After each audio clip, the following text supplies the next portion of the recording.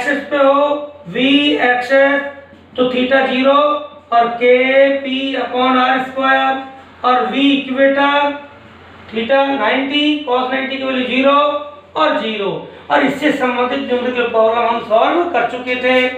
उसके बाद था इलेक्ट्रिक फील्ड की इंटेंसिटी ई वेक्टर और इलेक्ट्रिक पोटेंशियल में डिफरेंस क्या था E vector is equal to minus del V, del क्या है पोटेंशियल ग्रेडियंट। ठीक, इसका मतलब क्या था हमने लिखाया था या तो r cap dv by dr maximum rate of change in electric potential with distance r और कार्टेशियन कोऑर्डिनेट में क्या था is equal to minus I cap डबा वी बाई डबा एक्स माइनस जे कैप डबा वी बाई डबा Y और minus K cap डबा वी बाई डबा जेड। ये क्या था आपका इलेक्ट्रिक पोटेंशियल और इलेक्ट्रिक फील्ड इंटेंसिटी में रिलेशन। उसके बाद था आपका स्फेरिकल चार्ज सेल या समरूप आवेशित गोलीय कोश के कारण विभव बिंदु के बाहर था वी आउट था K Q upon small R, surface पे कितना था V surface is equal to K Q upon capital R where capital R is the radius of shell और अंदर भी कितना था V in is equal to K Q upon capital R और ये पोटेंशियल की मैक्सिमम वैल्यू थी। और कंडक्टिंग स्फीयर था चालक गोला, उसके लिए भी यही फॉर्मूले होंगे। लेकिन इंसुलेटेड चार्ज स्फीयर है, अचालक गोला हो तो वी आउट यही रहेगा के क्यू अपॉन आर, सरफेस पर भी यही रहेगा के क्यू अपॉन आर। लेकिन अंदर अलग फॉर्मूला क्या था K Q upon 2r Q और यह क्या था 3r square minus r square और ये था v सेंटर, सेंटर पे कितना था 3/2 k q upon capital R या 3/2 इंटू v सरफेस। ये कहते हैं आपके चार्ज डिस्ट्रीब्यूशन से spherical shell, conducting sphere, non conducting sphere उनके कारण इलेक्ट्रिक पोटेंशियल थे। देखो उसके बाद बच्चों पर आया था इलेक्ट्रिक पोटेंशियल एनर्जी, डेफिनेशन दी थी। क्या है electric potential energy? Work done forming a आपका इलेक्ट्रिक सिस्टम। ठीक, उसको किसी भी इलेक्ट्रिक सिस्टम को फॉर्मेशन करने के लिए जो वर्क करना पड़ेगा वो क्या कहलाएगा इलेक्ट्रिक पोटेंशियल एनर्जी।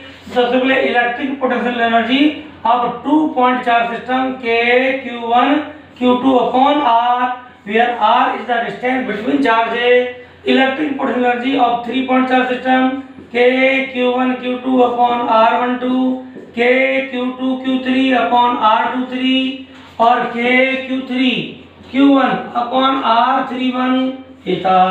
उसके बाद work done in rotating electric dipole in electric field, किसी विद्युत द्विध्रुव को विद्युत क्षेत्र में घुमाने में किया गया कार्य W यदि उसको विद्युत क्षेत्र की दिशा से θ1 कोण से θ2 कोण तक घुमाए तो वर्क की वैल्यू कितनी थी Pe cos θ1 माइनस cos θ2।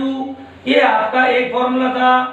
फिर कहा था यदि आपका विद्युत द्विध्रुव क्षेत्र के समांतर हो तो θ1 का मान 0, तो 0 डिग्री से θ कोण तक घुमाने में वर्क का हो जाएगा मान Pe 1 माइनस cos θ।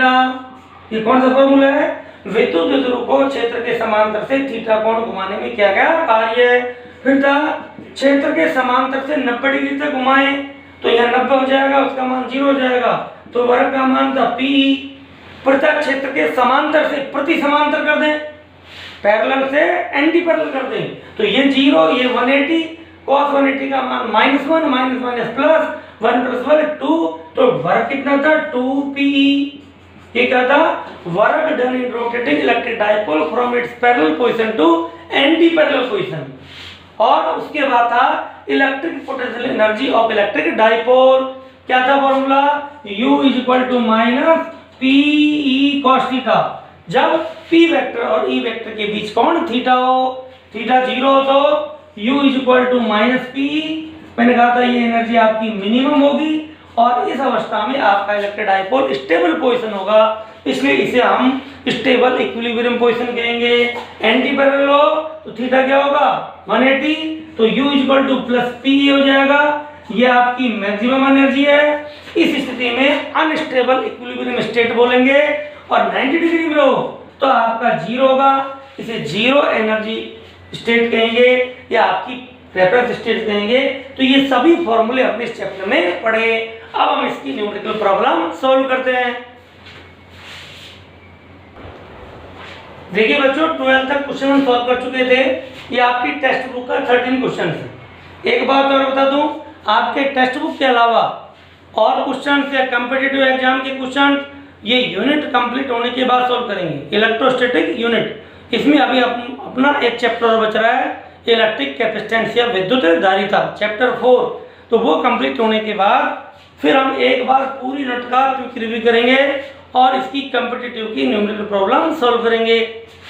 तो देखिए आपका क्वेश्चन है, आवेशों प्लस क्यू प्लस 2q तथा -4q को स्मॉल ए मीटर भुजा वाले समबाहु त्रिभुज के कोनों पर रखने पर कितना कार्य करना पड़ेगा।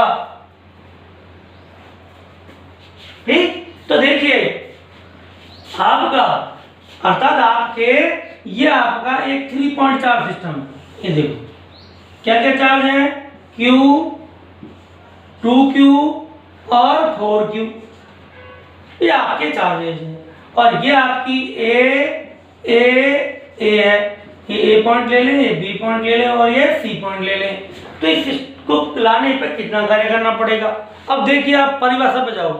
विद्युत स्थितिज ऊर्जा क्या होती है, आवेशों को अनंत से लाकर निकाय निर्माण में किया गया कार्य। Work done in bringing point charge from infinity to any point and आपका जो सिस्टम है उसको हम क्या करें, फॉर्म करें, उसमें जो वर्क होगा वो क्या करेगा, इसकी इलेक्ट्रिक पोटेंशियल एनर्जी।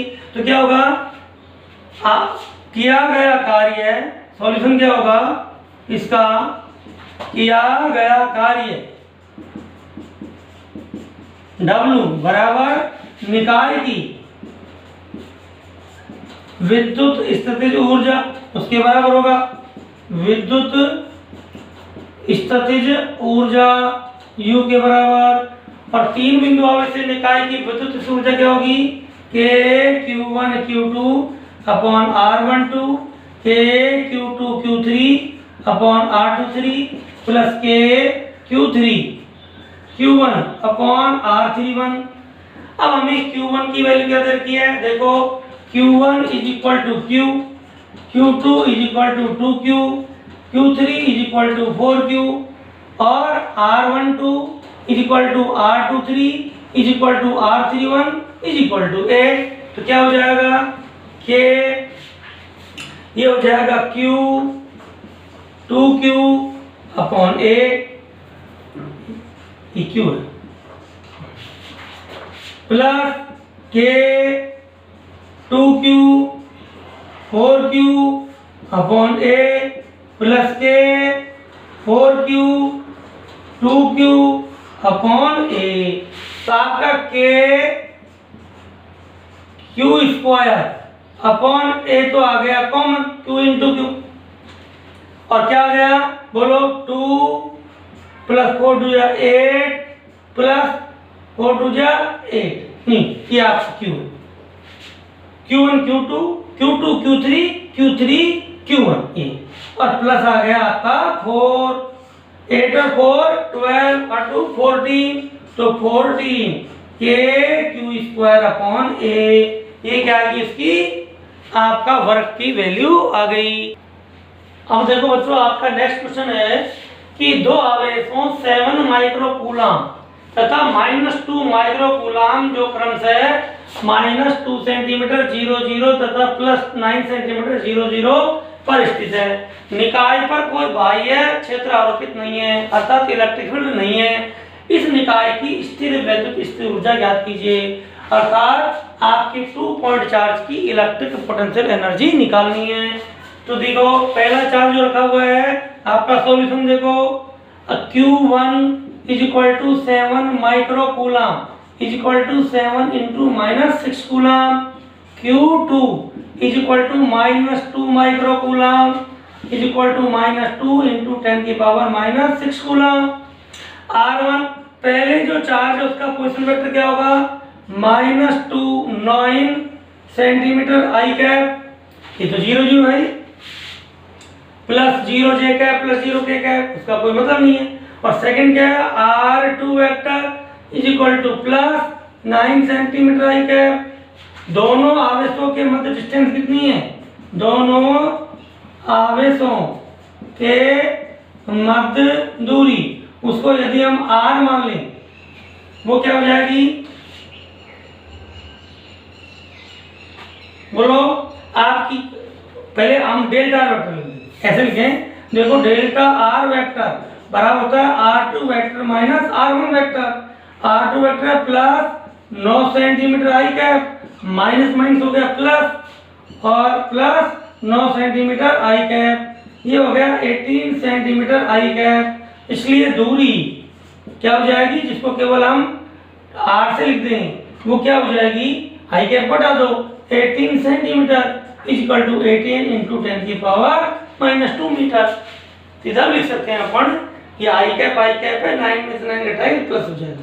ये आपको विस्थापन लेना है, फिर उसका परिमाण लेना है। तो दूरी कितनी आ गई, 18, डेल्टा लिख दे, आप लिख दे, उससे कोई फर्क नहीं पड़ेगा, 18 गुणा 10 की घात -9 मीटर।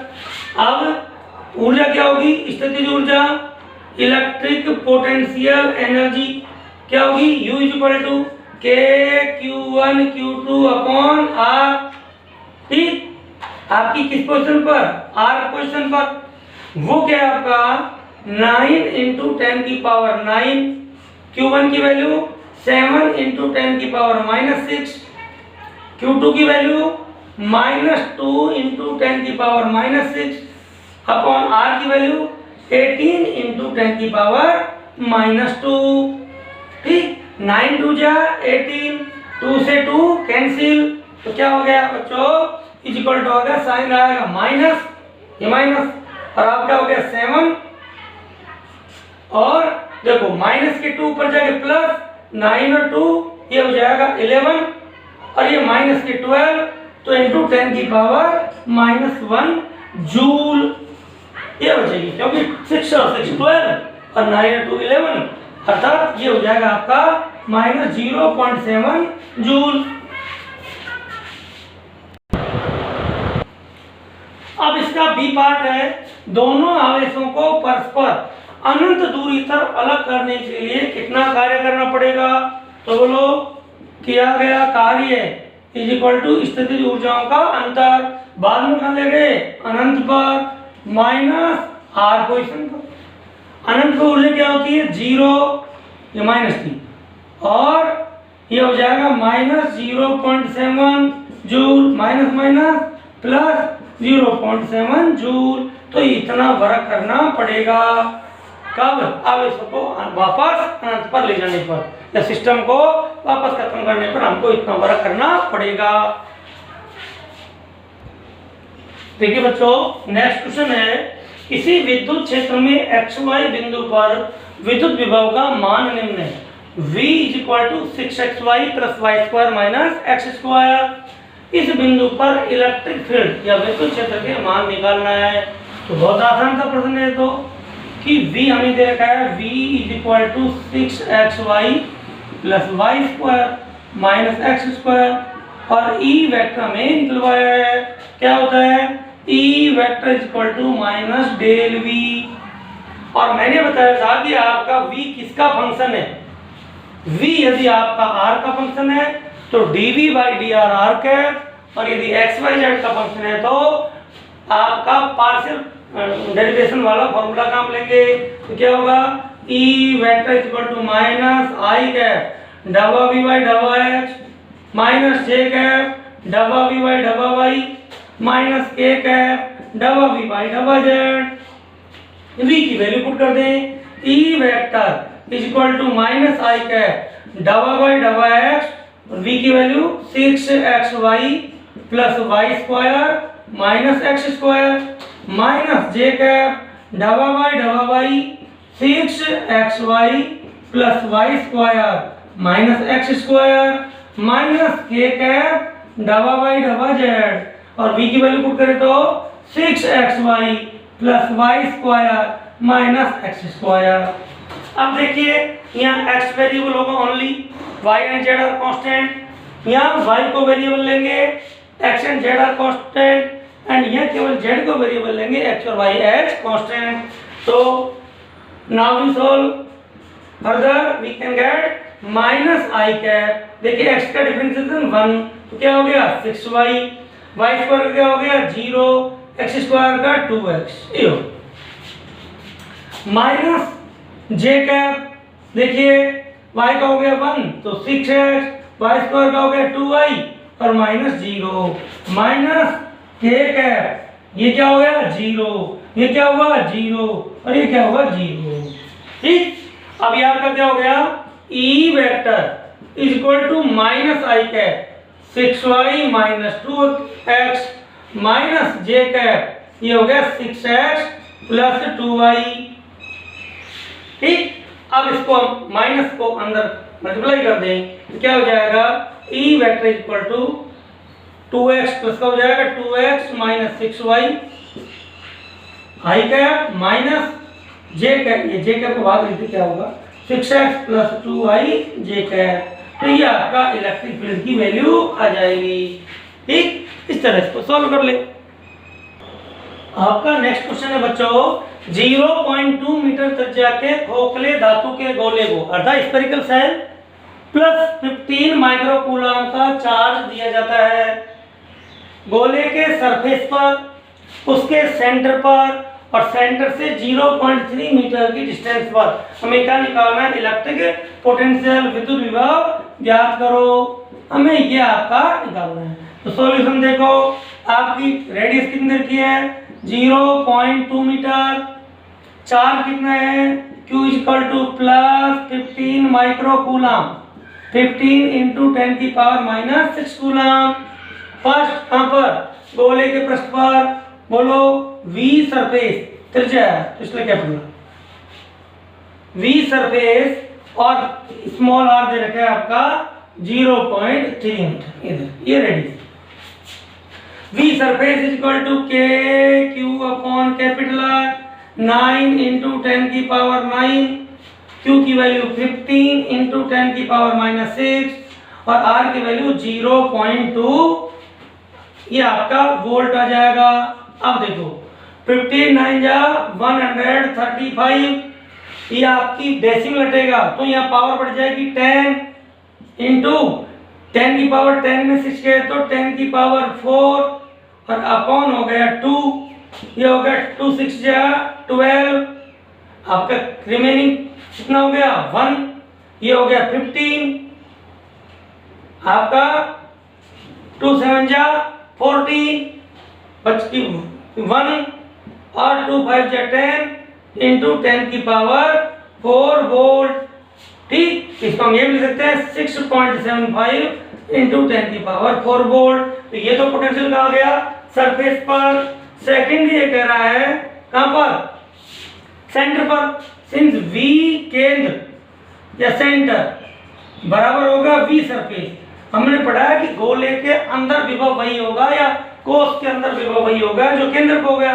तो यहाँ भी कितना हो जाएगा 6.75 इंटू 10 की पावर 4 वोल्ट।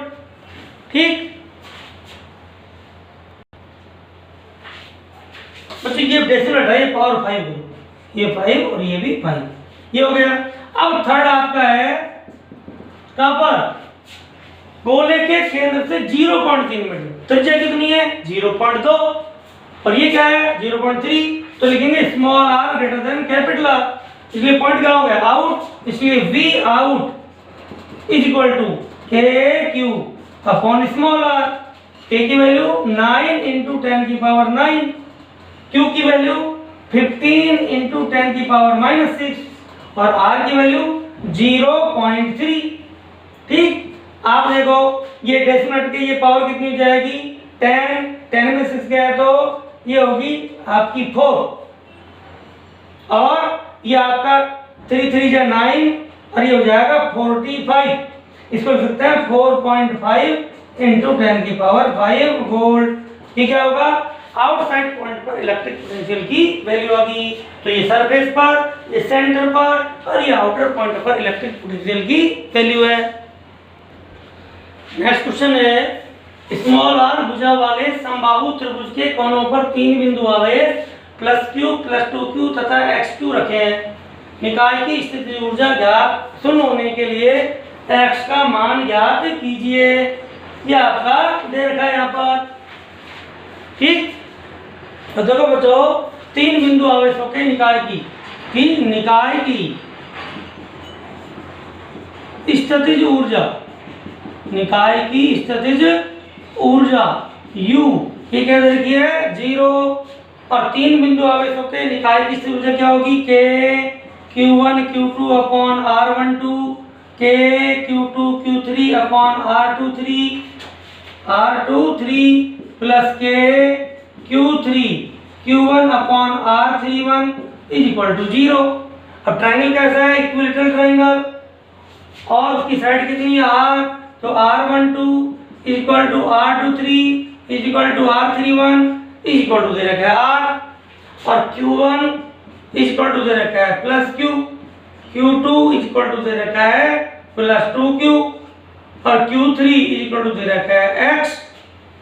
तो हमें X की वैल्यू निकालनी है, तो वैल्यू पुट करें तो K Q into 2Q upon R plus K 2Q into X upon R plus K X into Q upon R is equal to 0। क्या कॉमन आ गया, K Q square upon R common, यहाँ क्या बच गया 2, यहाँ बच गया आपका 2x, और यहाँ पर क्या बच गया आपका xq है xq, और यहाँ बच गया बच्चों xq, और इज इक्वल टू 0। ठीक, अब देखो ये आपकी टर्म किसमें गई, उधर जाके 0 हो गया। क्या हो गया 2 plus 2x plus xq is equal to 0। ठीक, नहीं बच्चों ये q तो q स्क्वायर में कॉमन आ गया, ये अपना q नहीं है, तो q स्क्वायर में कॉमन आ गया। अब देखो आपका क्या हो गया 3x plus 2 is equal to 0, 3x is equal to -2, तो x is equal to -2 upon 3, ये आपका आंसर हो जाएगा। इस तरह से हमारे इस चैप्टर के आपकी सभी न्यूमेरिकल प्रॉब्लम्स थी वो हमने सॉल्व कर दी। फिर भी आपकी कोई प्रॉब्लम हो इस चैप्टर से संबंधित तो आप मेरी मेल आईडी पर आपकी प्रॉब्लम भेजें, उसको सॉल्व कर दी जाएगी। ठीक, इसके बाद हम नेक्स्ट वीडियो में आपका चैप्टर 4 है इलेक्ट्रिक कैपेसिटेंस, उसको स्टार्ट करेंगे। पहले भी मैंने बताया था वो चैप्टर खत्म होते ही उसके बाद हम पूरी इलेक्ट्रोस्टैटिक का एक क्विक रिव्यू करेंगे और कॉम्पिटिटिव क्वेश्चंस भी सॉल्व करेंगे। थैंक यू बच्चों।